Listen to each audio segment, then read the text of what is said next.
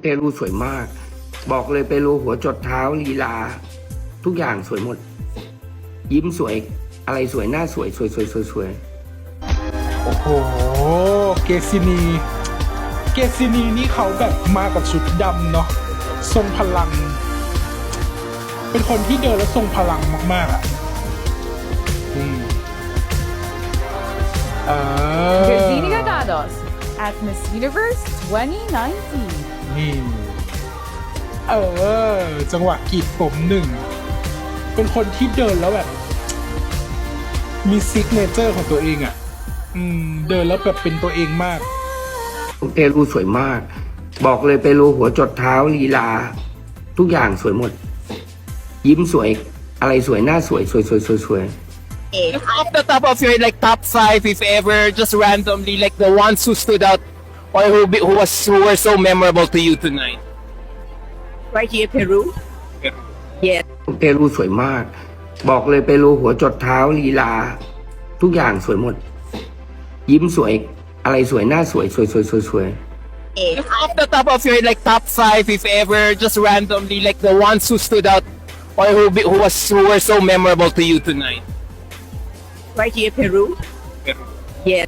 เปรูสวยมาก บอกเลยเปรูหัวจดเท้าลีลา ทุกอย่างสวยหมด ยิ้มสวยอะไรสวยหน้าสวยสวย Off the top of your like top 5, if ever, just randomly, like the ones who stood out or who were so memorable to you tonight. Right here, Peru. Yes. So mga kapolitika, inyo pong napanood ngayon itong video na kung saan ay kumakalat ngayon dito sa social media dahil live po ito ninawat dito sa kanyang social media account at sabi niya ang paborito niya daw ay itong si Peru at kasi di ba ilang beses natin nabanggit itong pambato ng Peru na si Suyan Cipriani at dito sa live naman hindi ko kasi nakita yung kabuuan mga kapolitika or yung kung meron pang ibang sinabi itong sinawat kasi sinubukan kong hinanap, hindi ko makita yung ibang parte ng video, especially dito kay kay Teresa. So, isa sa kanyang mga paborito ay itong si Peru. At sabi rin ni Nawat ay si Peru daw yung maganda para doon sa Welcome All the Stars na event nitong nakarang araw. So, I believe naman na 'di ba sinabi natin na magmumula sa judges yung scoring ng mga representatives o ng mga candidates. So apparently kung merong gusto si Nawat, merong gusto si Teresa, yung mga judges pa rin ang masusunod mga politika dahil nga by score na ngayon at sabi niya naman is transparent. So makikita natin yung score ng bawat candidate. So ang ano dito is itong paborito ni Nawat dito sa MJ All-Stars na si Peru ay hindi pa naman ito official dahil minsan katulad doon sa Miss Grand International ay nagbabanggit naman itong si Nawat ng mga kandidata na kung saan is nagugustuhan niya. Okay, so hindi naman ibig sabihin na yun ang mananalo kasi na ano na ito, nangyari na ito doon sa Miss Grand International na marami siyang mga kandidata na nagagandaan siya pero hindi naman siya nanalo. Okay, so ang bottom line dito siguro ito ay kanyang opinion lang, kanyang observation doon sa naganap na Welcome All the Stars to Bangkok.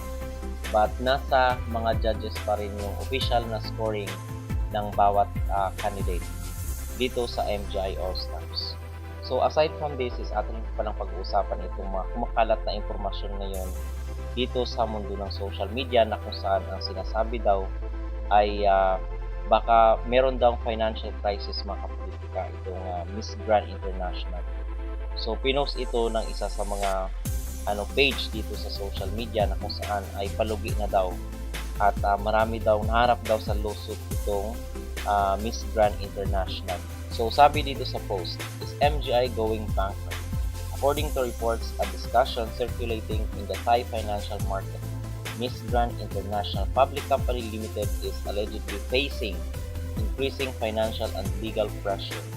Reports claim that MGI's 130 million Thai baht investment in WSOL may be completely lost following the company's financial collapse. WSOL reportedly sought business rehabilitations to suspend debt payments, similar to the case involving JKN and Anne Jacapon, but Thailand's bankruptcy court allegedly rejected the request, stating that the company had no realistic chance of recovery. MGI is also reportedly facing multiple lawsuits. Most of these legal cases are still ongoing. Meanwhile, MGI shares reportedly dropped more than 92%, falling from 65.26 Thai baht in February 2024 to 4.90 Thai baht in May 2026, heavily affecting thousands of retail investors. There are also circulating reports that Nawat has allegedly established a new business entity in Singapore, raising questions among investors amid ongoing financial investigations in Thailand. As of now, some of these informations remain based on financial reports, public speculations, and unresolved legal proceedings. So, sinearch natin mga kapolitika dito sa website, sa Google, kung meron bang chance na or malaki ba ang chance na mabankrupt talaga itong Miss Grand International, kasi hindi tayo makapaniwala kasi di ba merong franchise itong sinawat sa mga ibang bansa dito sa Southeast Asia kung saan siya ang mag-national director at siya yung franchise holder, katulad na lang dito sa mga bansa dito sa Southeast Asia. So di ba na-report natin doon sa ating ng video. So ang sabi naman is low naman, very low naman yung chance na mabankrupt.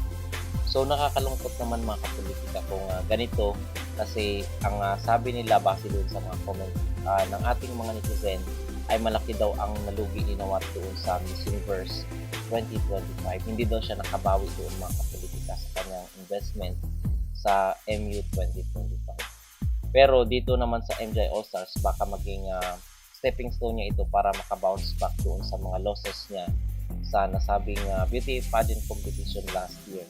Okay, so medyo nadamay daw siya doon. So ngayon ay day 5 na po dito sa kailang competition at meron silang activity mga kapolitika hanggang sa 23 sa Damnon Sadwak Ratchaburi. So yun po yung kanilang schedule ngayong araw. At dito naman si Emma Tiglao is nasa UK siya mga kapolitika the other day, and ngayon is nasa Czech Republic naman po itong si Emma Tiglao. So sinusulit niya ngayon yung kanyang world tour dito bilang Miss Grand International winner 2025. Queen Emma has officially arrived in the enchanting city of Prague, Czech Republic, where she was warmly welcomed by our very own Marketa, 5th runner-up of MGI 2025. Stay tuned and continue following her beautiful journey ahead. So, nasa Europe ngayon si Emma Tiglao para dito sa World Tour bilang Miss Grand winner. So, yun mga kapolitika ang pinaka-latest ngayon dito sa Miss Grand International. Ano po ang inyong magsasabi dito sa isang video na kung saan ay kumakalat ng sa social media na nagagandahan daw itong si Nawat dito kay Peru, na sabi niya suway mak daw dito sa pambato ng Peru. At kayo po ba ay naniniwala na palugi na itong Miss Grand International Company at malapit na di umanong mabankrupt mga kapolitika? Mag-comment down below at huwag kalimutang mag-like at mag-subscribe na rin kayo para updated kayo sa ating mga latest issues.